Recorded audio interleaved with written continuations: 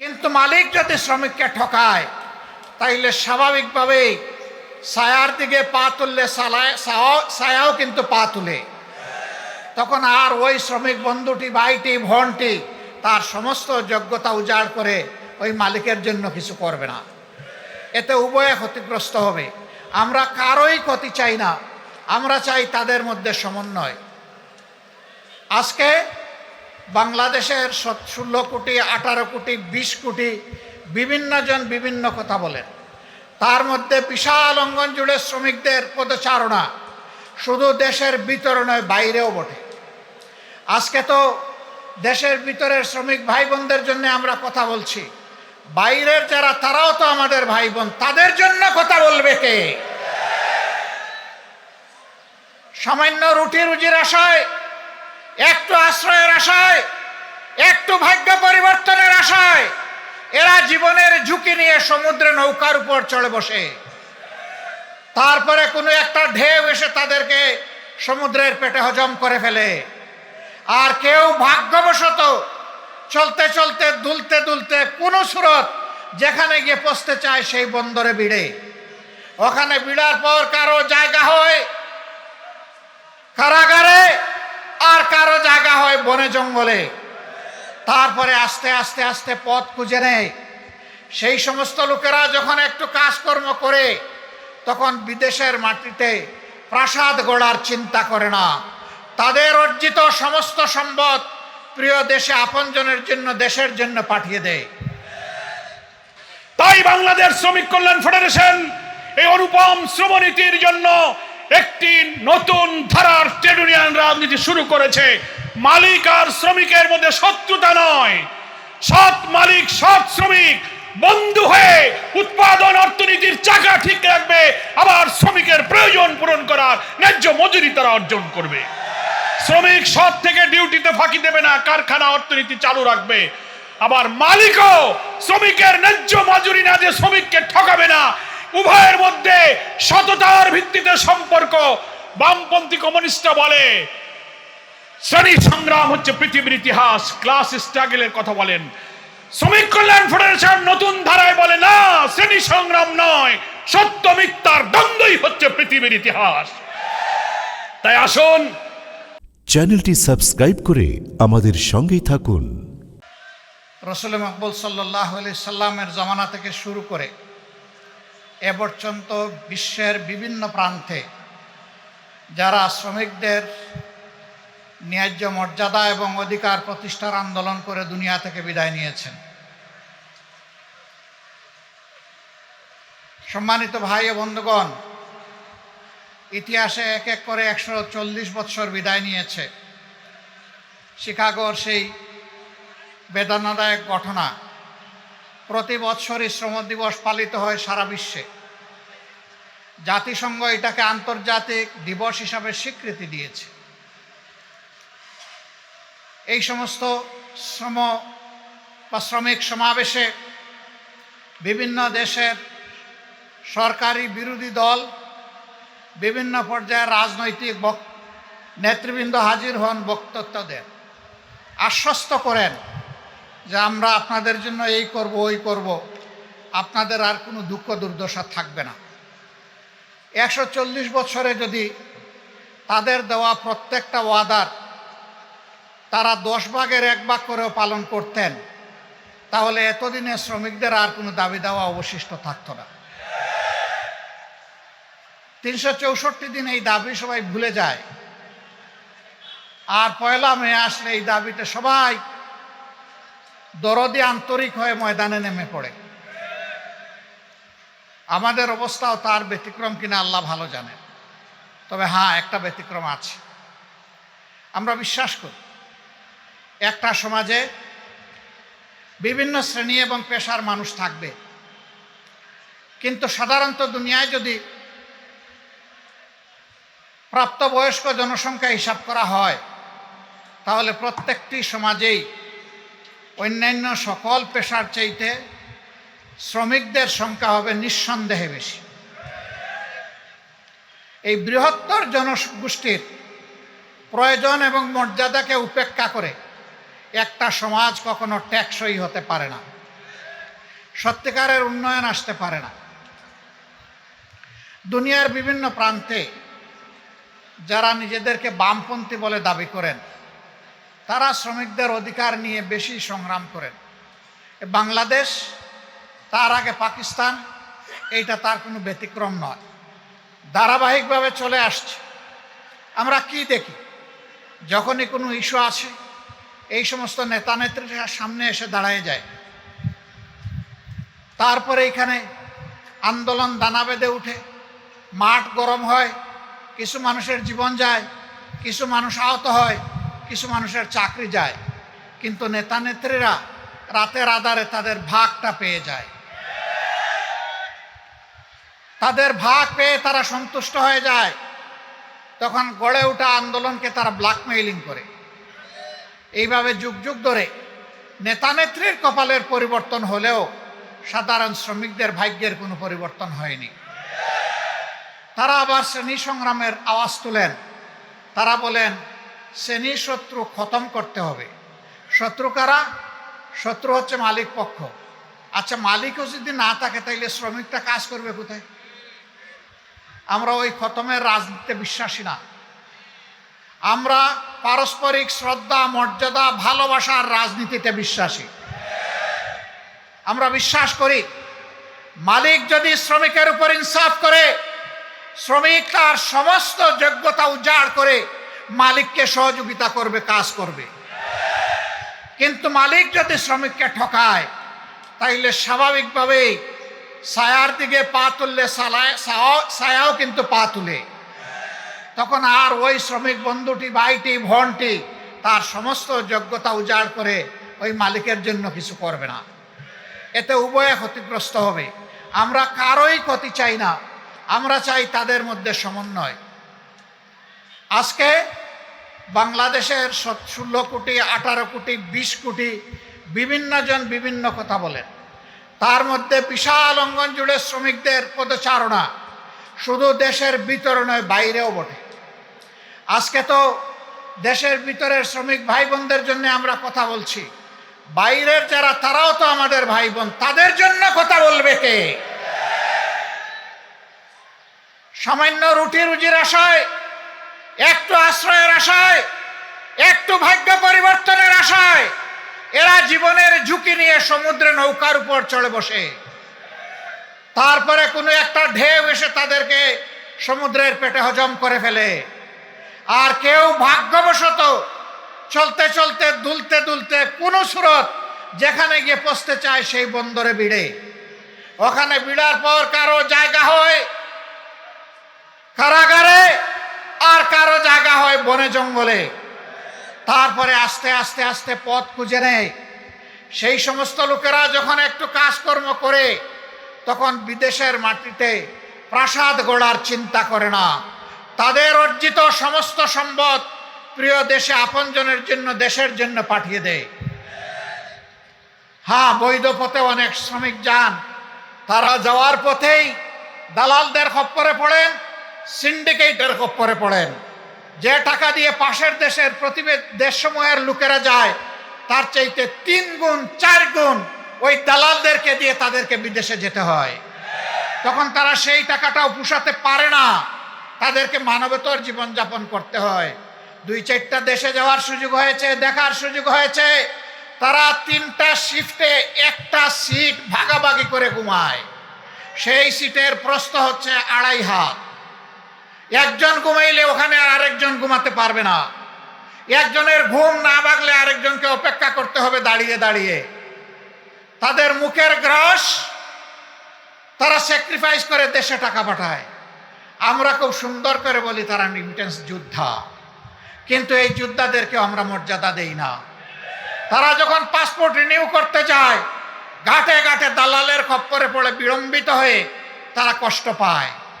বছরের পর বছর যায়, সেখানে মিশন আছে, হাই কমিশন আছে, সেখানে আমাদের এমবাসি আছে, বড় বড় কর্মকর্তা কর্মচারীরা আছেন, কিন্তু আমাদের এই ভাই বোনদেরকে সেখানে ভোগান্তি পোহাতে হয়। তারা কেউ যখন চাকরি হারায়, যদি সঙ্গত কারণে হারায় বলার কিছু নেই, কিন্তু অনেকে অসঙ্গতভাবেও হারায়, তাদের পাশে দাঁড়ানোর কাউকে খুঁজে পাওয়া যায় না। আমরা এই পরিস্থিতি আর দেখতে চাই না। আমরা দেখতে চাই যেমন করে তাদেরকে রেমিটেন্স যোদ্ধা বলা হয়েছে তেমন করে যেন তাদের মর্যাদাটাও তাদেরকে দেওয়া হয়। তাদের প্রয়োজনে দেশ এবং সরকার যেন তাদের পাশে দাঁড়ায়। যদি ওই সমস্ত এমবেসি এই কাজ না করতে পারে, ওখানে এমবেসি থাকারই কোনো প্রয়োজন নেই। এমবেসি কার জন্যে? এমবেসির কিছু কর্মকর্তা কর্মচারীকে লালন পোষণ করার জন্য নয়। এমবেসি ওখানে দেওয়া হয়েছে দেশের জনগণের স্বার্থকে সেখানে রক্ষা করার জন্য। সম্মানিত, আমরা গতকাল আপনাদের পক্ষে কথা বলেছি। আমরা ওখানে গালগল্প পড়তে যাইনি। আমরা ওখানে ইতিহাসের মাস্টার কিংবা ছাত্র হতেও যাইনি। আমরা ওখানে গিয়েছি এদেশের দুঃখী মানুষের জন্য কথা বলতে। আপনারা দোয়া করবেন যতদিন সংসদের ভিতরে থাকবো, ভিতরেও যেন আপনাদের জন্য লড়াই করে যেতে পারি, আর বাইরের লড়াইও চলবে ইনশাআল্লাহ। শ্রমিক অঙ্গনের ন্যায্যতা এবং মর্যাদা যতদিন প্রতিষ্ঠিত না হবে ততদিন আমাদের লড়াই অব্যাহত থাকবে ইনশাআল্লাহ। আল্লাহ তাআলা আপনাদেরকে ভালো রাখুন। এদেশে মালিক এবং শ্রমিকের পারস্পরিক সৌহার্দ্যপূর্ণ একটা বোঝাপড়ার জায়গা তৈরি হোক, যাতে উভয়েই লাভবান হয়। আমরা সেই দেশটি গড়তে চাই। সেই বাংলাদেশটি, নূতন বাংলাদেশটি আমরা দেখতে চাই, যেই বাংলাদেশ ন্যায়, ইনসাফ এবং মানবতার উপর দাঁড়িয়ে মাথা উঁচু করে আওয়াজ দেবে, আমরা এক নূতন বাংলাদেশ। সবাইকে অসংখ্য শুকরিয়া, ধন্যবাদ। আসসালামু আলাইকুম রহমতুল্লাহ। প্রতি বছরের 1 মে আমরা আন্তর্জাতিক শ্রমিক দিবস পালন করি। কি জন্য করি? আজ থেকে 1.5 শতাব্দী পূর্বে 1886 সালে আমেরিকার শিকাগো শহরে বঞ্চিত, অনাহারী, ক্ষুধার্ত, অধিকার বঞ্চিত, অন্নহীন, বস্ত্রহীন শ্রমিকেরা শিকাগোর রাজপথে কয়েকদিন ধরে আন্দোলন করছিল। সেই আন্দোলন দমাবার জন্য গুলি করে ফাঁসিতে ঝুলিয়ে অসংখ্য শ্রমিককে হত্যা করা হয়েছিল। তাদের কর্মঘণ্টা, ন্যায্য মজুরির দাবি আদায়ের মধ্য দিয়ে সেই শিকাগোর দিবসকে সারা দুনিয়ায় 1 মে আন্তর্জাতিক মে দিবস হিসেবে পালন করা হয়। সংগ্রামী ভাইরা আমার, আজকে আন্তর্জাতিক এই শ্রমিক দিবস উপলক্ষে বাংলাদেশ এবং সারা দুনিয়ায় বিভিন্ন শ্রমিক সংগঠন, সংস্থা, আন্তর্জাতিক সংস্থা এবং বাংলাদেশেও বিভিন্ন শ্রমিক সংগঠন রাজধানী ঢাকা থেকে সারা দেশে শ্রমিক সমাবেশ, র্যালি, আলোচনা সভার আয়োজন করেছে। আমরা বাংলাদেশ শ্রমিক কল্যাণ ফেডারেশনের পক্ষ থেকে বাংলাদেশের শ্রমিক রাজনীতিতে ট্রেড ইউনিয়নের এক নতুন ধারা তৈরি করতে সক্ষম হয়েছি। আজ থেকে 1.5 শতাব্দী পূর্বে শ্রমিকরা অধিকারের জন্য যে রক্ত দিয়েছিল, নিহত হয়েছিল, ফাঁসিতে ঝুলেছিল, 8 ঘন্টা কর্মঘণ্টা, ন্যায্য মজুরি, তাদের বৈষম্যহীনতার জন্য তাদের যে আন্দোলন, কিন্তু সেই দিনকে আমরা সারা দুনিয়া আজকে স্মরণ করি। আন্তর্জাতিকভাবে আইন হয়েছে, শ্রমমন্ত্রী হয়েছে, শ্রম দপ্তর হয়েছে, আইএলও হয়েছে, অর্ডিন্যান্স হয়েছে, আইআরও হয়েছে। আমাদের বাংলাদেশের শ্রমিকদের, দুনিয়ার শ্রমিকদের, মজলুম শ্রমিকদের মুক্তি কিন্তু আজও আসে নাই।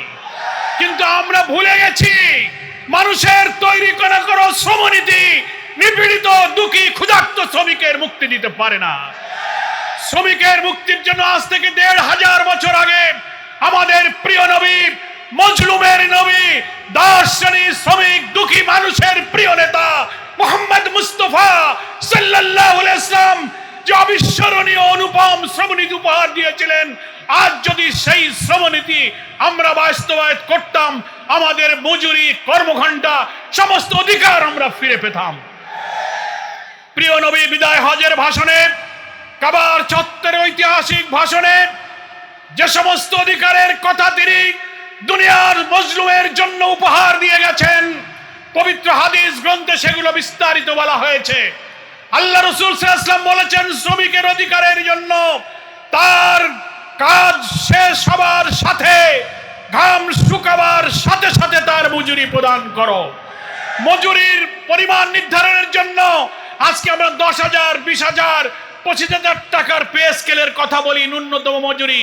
আমার প্রিয় নবী বলেছেন সমকালীন বাজার চাহিদা মানুষের প্রয়োজন মেটাবার জন্য মালিক যা খাবে পড়বে, শ্রমিকও যেন তাই খাইতে পারে পড়তে পারে, ওই পরিমাণ মজুরি দিতে হবে। দুনিয়ার কোন শ্রমনীতি, সমাজতন্ত্র, পুঁজিবাদ, ধর্মনিরপেক্ষতা, জাতীয়তাবাদ কোন শ্রমনীতিতে শ্রমিকের এই উন্নত মজুরির কথা বলা হয়নি। মালিক যা খাবে পড়বে, শ্রমিকও যেন তাই খাইতে পারে পড়তে পারে। আজকের বাজার মূল্যে যদি সেই স্ট্যান্ডার্ডকে ধরে মজুরি নির্ধারণ করা হতো, আজকে কি শ্রমিকের কপালে কোনো দুঃখ থাকতো? 1968 সালে শ্রমিক কল্যাণ ফেডারেশনের জন্ম, তারও আগে এই দেশে 60-এর দশকে বামপন্থী কমিউনিস্ট শ্রমিক ময়দান দখল করার জন্য লাল পতাকা তুলে ধরো, সমাজতন্ত্র কায়েম করো। তারা বলেছিল trade union is the school of communism. 68 সালে শ্রমিক কল্যাণের প্রতিষ্ঠা করে এদেশের শ্রমিক নেতারা শ্রমিক অঙ্গনে রসুলের শ্রমনীতি বাস্তবায়নের জন্য বলেছিল, রসুলের সেই আদর্শ বাস্তবায়নের জন্য ইসলামী সমাজ প্রতিষ্ঠার সংগ্রাম আর ইসলামী শ্রমনীতির সংগ্রামকে এক অভিন্ন সংগ্রামে পরিণত করতে হবে। সাধ্যের অতিরিক্ত বোঝা চাপিও না। শ্রমিকের সাধ্যের অতিরিক্ত ডিউটি করলে তাকে অতিরিক্ত মজুরি দাও। কোম্পানিতে লাভ হলে শ্রমিককে লভ্যাংশ প্রদান করো। শ্রমিকের মৌলিক চাহিদা পূরণ, থাকা, খাওয়া, শিক্ষা, চিকিৎসার জন্য তার ন্যূনতম প্রয়োজন বাজার মূল্যে যেন সে মেটাতে পারে। আমার প্রিয় নবী সেই সব আদর্শের কথা বলেছেন। তাই বাংলাদেশ শ্রমিক কল্যাণ ফেডারেশন এই অনুপম শ্রমনীতির জন্য একটি নতুন ধারার ট্রেড ইউনিয়ন রাজনীতি শুরু করেছে। মালিক আর শ্রমিকের মধ্যে শত্রুতা নয়, সৎ মালিক সৎ শ্রমিক বন্ধু হয়ে উৎপাদন অর্থনীতির চাকা ঠিক রাখবে, আবার শ্রমিকের প্রয়োজন পূরণ করার ন্যায্য মজুরি তারা অর্জন করবে। শ্রমিক সৎ থেকে ডিউটিতে ফাঁকি দেবে না, কারখানা অর্থনীতি চালু রাখবে। আবার মালিকও শ্রমিকের ন্যায্য মজুরি না দিয়ে শ্রমিককে ঠকাবে না। উভয়ের মধ্যে সততার ভিত্তিতে সম্পর্ক। বামপন্থী কমিউনিস্টরা বলে শ্রেণী সংগ্রাম হচ্ছে পৃথিবীর ইতিহাস, ক্লাস স্ট্রাগলের কথা বলেন। শ্রমিক কল্যাণ ফেডারেশন নতুন ধারায় বলে না, শ্রেণী সংগ্রাম নয়, সত্য মিথ্যার দ্বন্দ্বই হচ্ছে পৃথিবীর ইতিহাস। তাই আসুন, বাংলাদেশের কল কারখানা প্রত্যেকটি ট্রেডে পেশায় আজ শ্রমিক কল্যাণ, 1000-এর উপরে নতুন ট্রেড ইউনিয়ন তৈরি হয়েছে। পরিবহন, রিক্সা, রাস্তাঘাটে যত পেশা আছে, কৃষি, রেল, বন্দর, পাটকল, সুতাকল, চিনিকল, যত পেশা তত ট্রেড ইউনিয়ন গড়ে তুলে আমরা শ্রমিক সমাজকে আদর্শ, চরিত্র, নৈতিকতা শিক্ষা দেব। আর ইসলামী সমাজ কল্যাণ রাষ্ট্র প্রতিষ্ঠার মধ্য দিয়ে ইসলামী শ্রমনীতির সংগ্রামকে এগিয়ে যাব। একটা কথা বলি, যদি আমরা মনে করি এই রাষ্ট্র, এই সমাজ, এই দেশ, এই পার্লামেন্ট যে আইনে চলছে এটা যদি অব্যাহত থাকে, এর ভেতর দিয়ে আমাদের আলাদা শ্রমিক এবং ইসলামী শ্রমনীতির সংগ্রাম কিন্তু সফল হবে না। একই সঙ্গে কল্যাণ রাষ্ট্র, ইসলামী সমাজ প্রতিষ্ঠার সংগ্রাম আর ইসলামী শ্রমনীতি প্রতিষ্ঠার সংগ্রাম এক এবং অভিন্ন সংগ্রামে পরিণত করলে আমাদের কাঙ্ক্ষিত স্বপ্ন ইনশাল্লাহ পূরণ হবে। সকলকে ধন্যবাদ জানিয়ে বিকাশমান, অগ্রসরমান শ্রমিক কল্যাণ ফেডারেশনের ট্রেড ইউনিয়ন আন্দোলনকে এগিয়ে নিয়ে যাওয়ার জন্য আজকের এই মে দিবসের জমায়েতে যারা এসেছেন সকলকে আহ্বান জানিয়ে, মহান আল্লাহর শুকরিয়া জানিয়ে আমি আমার বক্তব্য শেষ করছি। আল্লাহ হাফেজ। বাংলাদেশ জিন্দাবাদ, শ্রমিক কল্যাণ ফেডারেশন জিন্দাবাদ। আমরা দেখেছি কোন কারখানায় শ্রমিকদের জন্য সুষ্ঠু পরিবেশ নিশ্চিত করা হয়নি। রানা প্লাজায় একই দিনে শতাধিক শ্রমিকের জীবন সেখানে গিয়েছে, কিন্তু এর বিরুদ্ধে আমরা এখনো কোনো বিচার পাই নাই। বাংলাদেশের প্রত্যেকটা সেক্টরের শ্রমিকদের মৌলিক মানবাধিকারকে খর্ব করা হয়েছে। আমাদের দেশের শ্রমিকদের শ্রমকে একদল কুচক্রী মহল তাদের মুনাফায়ের হাতিয়ার বানিয়েছে। শ্রমিকদের ঘামের উপরে দাঁড়িয়ে, শ্রমিকদের রক্তের উপরে দাঁড়িয়ে তারা তাদের সম্পদকে কুক্ষিগত করার চক্রান্ত তারা নিয়েছে। আমরা বলতে চাই, আগামীতে বাংলাদেশে যেদিন সুষ্ঠু সরকার প্রতিষ্ঠিত হবে, যেদিন বাংলাদেশে আল্লাহর রাসূলের বিধান কায়েম হবে, সেদিন বাংলাদেশের শ্রমিকরা তাদের অধিকার ফিরে পাবে। সম্মানিত উপস্থিতি, আমরা বলতে চাই, পৃথিবীতে অসংখ্য মানুষ শ্রমিকের অধিকারের কথা বলেছে। ইউএসএ থেকে শুরু করে রাশিয়া, চায়না সবাই শ্রমিকের অধিকারের কথা বলেছে, কিন্তু কেউ শ্রমিকের অধিকার রক্ষা করতে পারে না। তাই আমরা বলতে চাই যে আদর্শ শ্রমিকের অধিকারকে রক্ষা করে, শ্রমিকের হক ফিরিয়ে দিতে পারে, বাংলাদেশের ন্যায্যতা প্রতিষ্ঠা করে, সে আদর্শের নাম হচ্ছে হযরত মুহাম্মদ সাল্লাল্লাহু আলাইহি ইসলামের আদর্শ। সে আদর্শের নাম হচ্ছে ইসলাম। তাই আমরা বলতে চাই, আগামীর বাংলাদেশে যেদিন বাংলাদেশ দেশ প্রকৃত ন্যায়বান শাসকদের হাতে বাংলাদেশ যাবে, সেদিনে আমাদের অধিকার প্রতিষ্ঠিত হবে ইনশাআল্লাহ। সেই অধিকার প্রতিষ্ঠার জন্য সবচেয়ে শক্তিশালীভাবে যে শ্রেণী অবদান রাখবে, সেই শ্রেণী হলো বাংলাদেশের শ্রমিক শ্রেণী। পৃথিবীর কোনো পরিবর্তন হয়নি যেই পরিবর্তনে শ্রমিকদের অবদান ছিল না।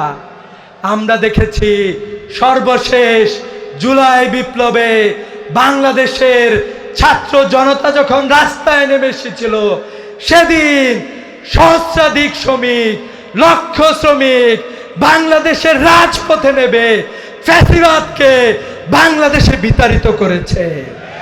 তাই আমরা বলতে চাই, আগামীতে যারা শ্রমিকের অধিকার নিয়ে ছিনিমিনি খেলতে চান, তাদেরকে সতর্ক করতে চাই, ছাত্র এবং শ্রমিকদের ঐক্য আগামীতে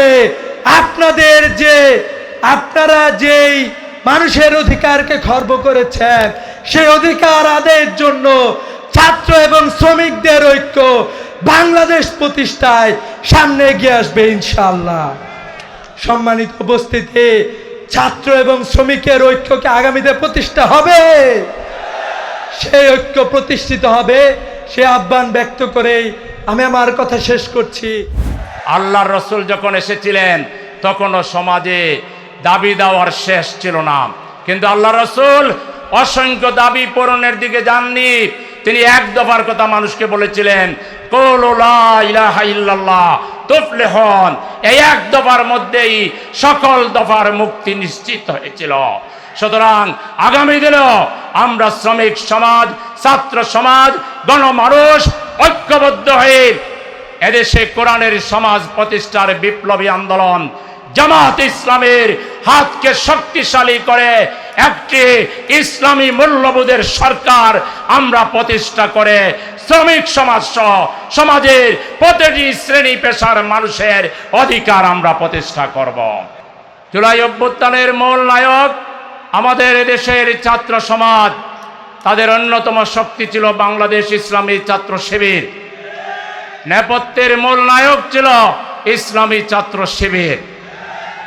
আর এই আন্দোলনে সবচেয়ে বেশি ত্যাগ স্বীকার করেছে আমাদের সম্মানিত আমির জামাত। সেদিন এক প্রোগ্রামে বলেছেন, 62% শহীদদের মধ্যে 62% শহীদ হয়েছে শ্রমজীবী সমাজ। সুতরাং শ্রমজীবী ভাইদের বিগত জাতীয় সংসদ নির্বাচনে বিরাট ভূমিকা ছিল। তারা শহরে, নগরে, বন্দরে সঠিক ব্যক্তিরা যাতে পার্লামেন্টে যায়, তার জন্য তারা ঐতিহাসিক ভূমিকা পালন করেছেন। তাদের অন্যতম দাবি ছিল, এখনো আছে তাদের দাবিনামার মধ্যে দেখলাম, জনগণ যে গণভোটের রায় দিয়েছে, সেই গণভোটের রায় অবিলম্বে বাস্তবায়ন করতে হবে। আপনারা কি এটার সাথে একমত? আমরা সরকারকে বলতে চাই, মাননীয় প্রধানমন্ত্রী, আপনি আজকে শ্রমিক সমাবেশে আসছেন, আপনার দলের শ্রমিক সমাবেশে, এখানেও আপনার গোয়েন্দা সংস্থার লোকেরা আছে, বিশাল শ্রমিক সমাবেশ থেকে এই শ্রমিকরা দাবি জানাচ্ছে গণভোটের রায় দাড়ি কমা সুদ্ধা আপনাকে বাস্তবায়ন করতে হবে। এই ব্যাপারে যদি কিন্তু বাংলাদেশের জনগণ মানে না, প্রয়োজনে আরেকটা জুলাই সংগ্রামের অভ্যুত্থানের ডাক দেওয়া হবে। সেই ডাকে আরো বেশি পরিমাণ শ্রমিক নিয়ে রাস্তায় নামতে আপনারা কি তৈরি আছেন? সংগ্রামী ভাইরা আমার, 1886 সাল থেকে এই পর্যন্ত প্রায় 140 বছরের শ্রমিক সমাজের দাবি যদি দেখা হয়, তাইলে দেখা যাবে একই দাবি তারা বলে আসছেন। শ্রমিকদের অধিকার দিতে হবে, বন্ধ কলকারখানা চালু করতে হবে, যখন তখন ছাঁটাই বন্ধ করতে হবে, মজুরির মধ্যে ভারসাম্য আনতে হবে, শ্রমিকদের জন্য তারা যে আয় ইনকাম করে তার উপযোগী, তার সাথে সামঞ্জস্য রেখে বাজারে দ্রব্যমূল্যের দাম নির্ধারণ করতে হবে। এরকম 100টা দাবির কথা যদি বলি, দেখা যাবে যে ওই এক দাবি আপনারা বলছেন, দাবির জায়গায় আছে, দাবি পূরণের কেউ নাই। সেজন্য আমাদের প্রবীণ শ্রমিক নেতা অধ্যক্ষ হারুনুর রশিদ খান যে কথা বলেছেন, তার সাথে সুর মিলিয়ে বলতে চাই, এত দাবি দাওয়া দিয়ে কাজ হবে না। এক দফার মধ্যে মুক্তি, 1500 বছরের পূর্বে চলে যেতে হবে। মুহাম্মদুর রাসূলুল্লাহ সাল্লাল্লাহু আলাইহি সাল্লাম শ্রমিক সমাজের জন্য যে মূল্যবোধের কথা বলেছেন, শ্রমিক সমাজের জন্য যে ধরনের মানবিক আচরণ করেছেন, সেই শ্রমিক সমাজের জন্য সেই মূল্যবোধ, সেই ন্যায়বোধ, সেই ইনসাফ, সেই কোরআনের শাসন বাংলাদেশে কায়েম করতে হবে। আল্লাহর রাসূল যখন এসেছিলেন তখনও সমাজে দাবি দেওয়ার শেষ ছিল না, কিন্তু আল্লাহ রাসূল অসংখ্য দাবি পূরণের দিকে যাননি। তিনি এক দফার কথা মানুষকে বলেছিলেন, কুলু লা ইলাহা ইল্লাল্লাহ তুফলিহুন। এই এক দফার মধ্যেই সকল দফার মুক্তি নিশ্চিত হয়েছিল। সুতরাং আগামী দিনেও আমরা শ্রমিক সমাজ, ছাত্র সমাজ, গণমানুষ ঐক্যবদ্ধ হয়ে এদেশে কোরআনের সমাজ প্রতিষ্ঠার বিপ্লবী আন্দোলন, জামাত ইসলামের হাতকে শক্তিশালী করে একটি ইসলামী মূল্যবোধের সরকার আমরা প্রতিষ্ঠা করে শ্রমিক সমাজ সহ সমাজের প্রতিটি শ্রেণী পেশার মানুষের অধিকার আমরা প্রতিষ্ঠা করব। সেই সংগ্রামে, সেই আন্দোলনে দেশবাসীকে আমাদের সাথে সম্পৃক্ত হওয়ার, আমাদেরকে সমর্থন করার আমরা আহ্বান জানাচ্ছি। আলহামদুলিল্লাহ, এতদিন মানুষ বলতো আপনারা তো অনেক ভালো সংগঠন, মজবুত সংগঠন, কিন্তু জনসমর্থন নাই। গত নির্বাচনে ঈদের আনন্দে মানুষ যেভাবে বাড়িতে যায়, পাবলিক প্লেসে, বাসে, ট্রেনে, লঞ্চে একটা মাত্র স্লোগান ছিল, মার্কা আছে কি? সেই মার্কার নাম কি? দাড়ি পাল্লা, দাড়ি পাল্লা স্লোগানে জনগণ সমস্ত জালিম, জুলুম, ফ্যাসিবাদ আর স্বৈরাচারকে রুখে দেওয়ার জন্য, ঘুষ এবং দুর্নীতিকে বন্ধ করে বাংলাদেশে ইনসাফ কায়েমের জন্য মানুষ জামাতে ইসলামীর পতাকা তোলে দলে দলে সামিল হচ্ছে। আজকে এই দেখে অনেকের মাথা খারাপ হয়ে গেছে, সেই পুরাতন ফ্যাসিবাদী কায়দায় জামাতকে ট্যাগ লাগাচ্ছে, জামাতের বিরুদ্ধে নানা কথা বলছে। আমরা বলতে চাই, রাজাকার রাজাকার স্লোগান দিয়া হাসিনা যে পথে গেছে, আবারও যারা এই স্লোগান দিয়ে মানুষকে বিভ্রান্ত করার চেষ্টা করবেন, আপনাদের পরিণতিও একই পথে হবে। হাসিনা গেছে যে পথে, আপনারাও যাবেন সেই পথে। বাংলাদেশের মানুষ আর বিভাজনের রাজনীতি চায় না। সুতরাং পার্লামেন্টে গঠনমূলক ভূমিকা রাখবেন, আর না হয়ে বাইরে আমরা আছি, জনগণ আপনাদের সকল বাড়াবাড়ির জবাব রাজপথে দেবে। সবাইকে তৈরি হওয়ার জন্য, আগামীর মুক্তির বাংলাদেশ, ইনসাফের বাংলাদেশের জন্য প্রস্তুতি নেওয়ার আহ্বান জানিয়ে সবাইকে ধন্যবাদ জানিয়ে আমার কথা এখানে শেষ করছি। আল্লাহ হাফেজ। বাংলাদেশ জিন্দাবাদ। শ্রমিক জনগোষ্ঠীর প্রত্যেকটি স্তরে স্তরে আমরা দেখেছি তাদের লাইসেন্স পাওয়া, নিবন্ধন পাওয়া, তাদের বহুবিধ কার্যক্রমে হাজার ধরনের প্রতিবন্ধকতা আমরা লক্ষ্য করছি। স্বাভাবিকভাবে জীবনযাপনের জন্য যে পরিবেশ প্রয়োজন, কর্মক্ষেত্রে যে পরিবেশ প্রয়োজন, সেই পরিবেশও তাদেরকে দেওয়া হয় না।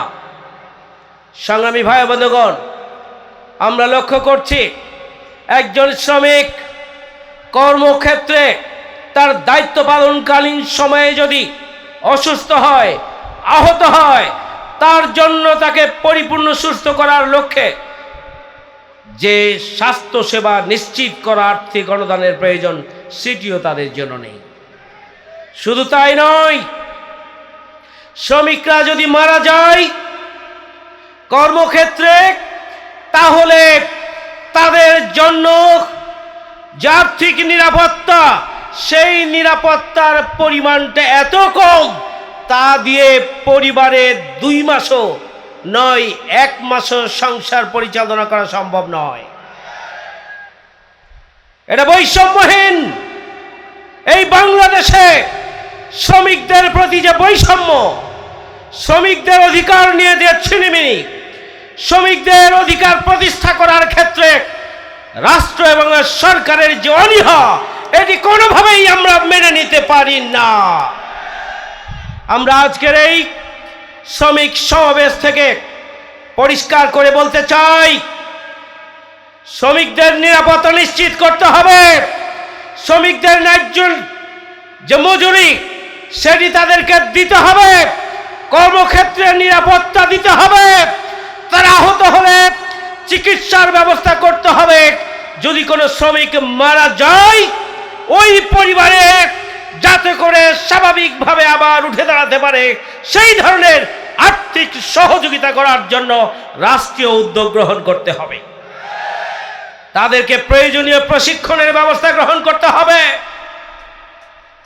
আজকের গোটা দুনিয়ার যে সভ্যতার বিনির্মাণ, এই সভ্যতার প্রতিটি ইঞ্চির সাথে আমাদের শ্রমিকদের ঘাম, শ্রম, রক্ত এবং জীবনের প্রতিটি পরিশ্রমের কণা এখানে সম্পৃক্ত রয়েছে। সুতরাং শ্রমিকদের অধিকার প্রতিষ্ঠা করা ছাড়া বাংলাদেশকে এগিয়ে নেওয়া সম্ভব নয়। শ্রমিকদের অধিকার প্রতিষ্ঠা ছাড়া বাংলাদেশকে একটি উন্নত রাষ্ট্র হিসাবে প্রতিষ্ঠিত করা সম্ভব নয়। বৈষম্যহীন বাংলাদেশ প্রতিষ্ঠার জন্য, জনগণের অধিকার প্রতিষ্ঠার জন্য, নিরাপদ এবং মানবিক বাংলাদেশ প্রতিষ্ঠার জন্য অবশ্যই শ্রমিকদের অধিকারকে অগ্রাধিকারের ভিত্তিতে বাস্তবায়ন করার জন্য সরকারকে শ্রমিক নীতিমালাকে সংস্কার করে পুরো ঢেলে সাজাতে হবে। বাংলাদেশের শ্রমিক নীতিমালা, শ্রমিক আইন হবে শ্রমিক বান্ধব, সেটি নিশ্চিত করার জন্য সরকারকে পদক্ষেপ গ্রহণ করতে হবে। সংগ্রামী ভাইরা, আসুন একটি নিরাপদ, মানবিক, বসবাসযোগ্য বাংলাদেশ গড়ে তুলতে হলে শ্রমিকদের স্বার্থকে সুরক্ষার পাশাপাশি আগামী দিনে দুর্নীতি, সন্ত্রাস, চাঁদাবাজ মুক্ত একটি নতুন বাংলাদেশ প্রতিষ্ঠার জন্য নিজ নিজ অবস্থান থেকে ঐক্যবদ্ধ ভূমিকা পালন করতে হবে। শ্রমিকরা 24-এ ভূমিকা রেখেছেন, শ্রমিকরাও আগামী দিনে নতুন বাংলাদেশ বিনির্মাণে ঐতিহাসিক অবদান রাখবেন। সে আহ্বান রেখে আমি সবাইকে ধন্যবাদ জানিয়ে আমার কথা এখানেই শেষ করছি। আমরা সবাই জানি 1886 সালের যে শ্রমিক হত্যাকাণ্ড সংঘটিত হয়েছিল, সেই দিন থেকেই সারা দুনিয়ায় 1 মেকে আন্তর্জাতিক শ্রমিক দিবস হিসাবে পালন করা হয়। আমাদের দেশের রাজনৈতিক নেতৃবৃন্দ সবাই উৎসব করে শ্রমিক দিবস পালন করে, শ্রমিকদের অধিকারের কথা বলে, কিন্তু আজ পর্যন্ত শ্রমিকরা তাদের অধিকার ফিরে পায় নাই। এটাই সত্য কথা আর কি। বরঞ্চ সকল রাজনৈতিক দল সব সময় এখনো শ্রমিকদেরকে ক্ষমতায় যাওয়ার সিঁড়ি হিসাবে ব্যবহার করেছে, শ্রমিকদেরকে ক্ষমতায় যাওয়ার লাঠিয়াল বাহিনী হিসাবে ব্যবহার করেছে। কিন্তু ক্ষমতায় যাওয়ার পর সবাই শ্রমিকদের অধিকারের কথা ভুলে গিয়েছে। সুতরাং শ্রমিকদের সত্যিকার অধিকার যদি প্রতিষ্ঠা করতে হয় তাহলে ইসলামী শ্রমনীতি চালু করতে হবে। আর ইসলামী শ্রমনীতি যে চালু করতে হয়, ইসলামী রাষ্ট্র কায়েম করতে হবে। আর ইসলামী রাষ্ট্র যদি কায়েম করতে হয় তাহলে ইসলাম মানার, বোঝার, আল্লাহর আইন এবং সৎ লোকের শাসন কায়েমের এই লড়াইকে বিজয়ী করতে হবে আগামী দিনে বাংলাদেশে। সংগ্রামী ভাই এবং বন্ধুগণ, বাংলাদেশে আজকের এই সমাবেশেও যে লিফলেট বিতরণ করা হয়েছে, সেই লিফলেটের মধ্যেও গণভোটের কথা বলা হয়েছে। গণভোটের প্রস্তাব ছিল বিএনপির। আমরা পার্লামেন্টে ওই কথা বলেছি।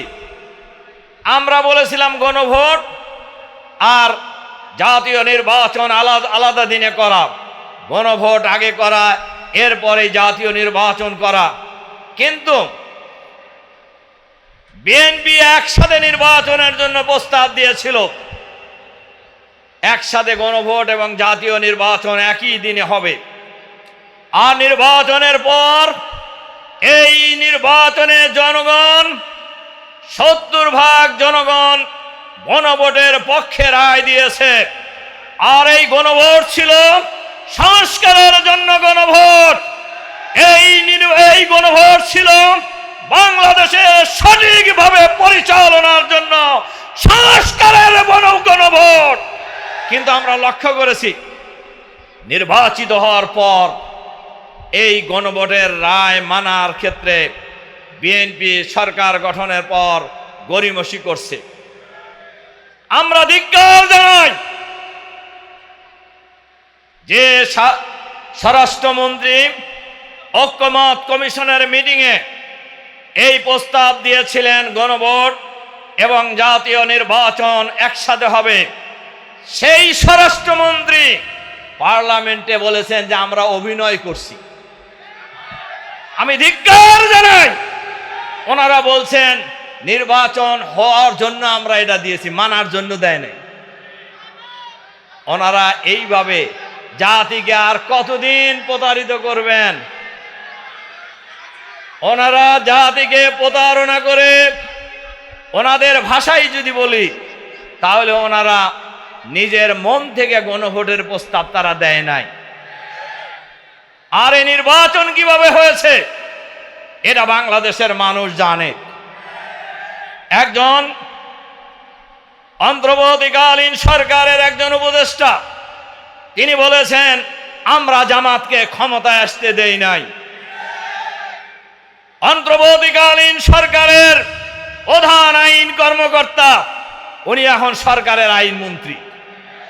অন্তর্বর্তীকালীন সরকারের একজন প্রভাবশালী উপদেষ্টা এখন সরকারের পররাষ্ট্রমন্ত্রী। তাহলে বোঝা যায় এই চক্রই জামাত ইসলামীকে হারানোর জন্য ইলেকশন ইঞ্জিনিয়ারিং করে জামাতকে পরাজিত করা হয়েছে। সংগ্রামী ভাই এবং বন্ধুগণ, তারা নির্বাচিত হওয়ার পর আমাদের বক্তব্য খুবই পরিষ্কার। এই বাংলাদেশের জনগণ ওনারা বলেছেন গণভোট নাকি ওনারা বোঝে না, কেউ বাংলাদেশে না বুঝা ভোট দিছে। আচ্ছা বলেন আপনারা বুঝে দেন নাই? ওনারা মনে করেন ওনারাই খালি চালাক, বাংলাদেশের লোকেরা সব বোকা। এটা কি উল্টাটা হইতে পারে না? বাংলাদেশের মানুষ সবসময় সঠিক কাজ করছে। বাংলাদেশের মানুষ সবসময় সঠিক রায় দিয়েছে। কখনো কখনো জনগণের রায় নিয়ে ছিনিমিনি খেলা হয়েছে, কখনো কখনো ভোট নিয়ে ছিনিমিনি খেলা হয়েছে, কখনো কখনো ভোটে ইঞ্জিনিয়ারিং করা হয়েছে। এই তামাশা বাংলাদেশের মানুষ আগামী দিনে আর কাউকে করতে দেবে না ইনশাআল্লাহ। আমাদের নেতা, পার্লামেন্টের বিরোধী দলীয় নেতা, জামাত ইসলামের সংগ্রামী আমির শুরু থেকেই বলে এসেছেন আমরা এই না বলার কালচার থেকে জাতিকে মুক্ত করতে চাই। এই জন্যই আমরা সংসদে গিয়েছি, আমরা বলেছি, আমাদের নেতা বলেছেন আমরা পার্লামেন্টে সরকারের সকল ভালো কাজের সহযোগিতা করব, কিন্তু সরকারের দেশ বিরোধী, জনগণ বিরোধী, ইসলাম বিরোধী সকল কর্মকাণ্ডের আমরা প্রতিবাদ জানাবো, প্রতিরোধ জানাবো বাংলাদেশের আমরা সেই নীতিতে এগিয়ে যাচ্ছি। সংগ্রামী ভাই এবং বন্ধুগণ, আমরা পরিষ্কারভাবে বলতে চাই, বর্তমান সরকার আওয়ামী স্টাইলে বাংলাদেশ পরিচালনা করার চেষ্টা করছে। আওয়ামী স্টাইলেই যদি বাংলাদেশ চলে, গায়ের জোরেই যদি বাংলাদেশ চলে, গায়ের জোরেই যদি পার্লামেন্ট চলে, তাহলে ফ্যাসিবাদ মুক্ত করার জন্য বাংলাদেশের হাজার হাজার মানুষ জীবন দিল কেন? হাজার হাজার মানুষ পঙ্গু হলো কেন? হাজার হাজার মানুষ জেলখানায় গেল কেন?